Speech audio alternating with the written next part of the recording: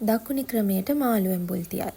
ගෙදරදීම හදාගත්ත ගොරකා පේස්ට් එකට ලුණු කුඩු ගම්මිරිස් කුඩු මිශ්‍ර කරලා ඒකටම වතුර ටිකකුත් දාලා හොඳ පේස්ට් එකක් හදාගෙන බල මාළු අරගෙන මේ පේස්ට් එකේ හොඳට තවරගෙන අපි පැත්තකින් තියාගන්න ඕනේ. සමහර අය මේකට කෙලවල්ල මාළුත් පාවිච්චි කරනවා.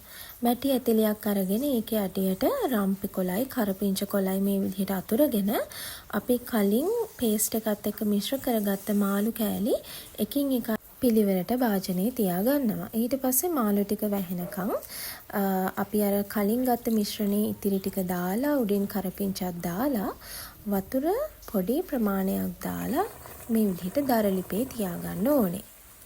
වතුර ටික නැටුවට පස්සේ මේ විදිහට මාළු පැයක් විතර මද ගින්නේ උයාගත්තම අපිට රස මාළු ඇඹුල් තියල් එකක් හදාගන්න පුළුවන්.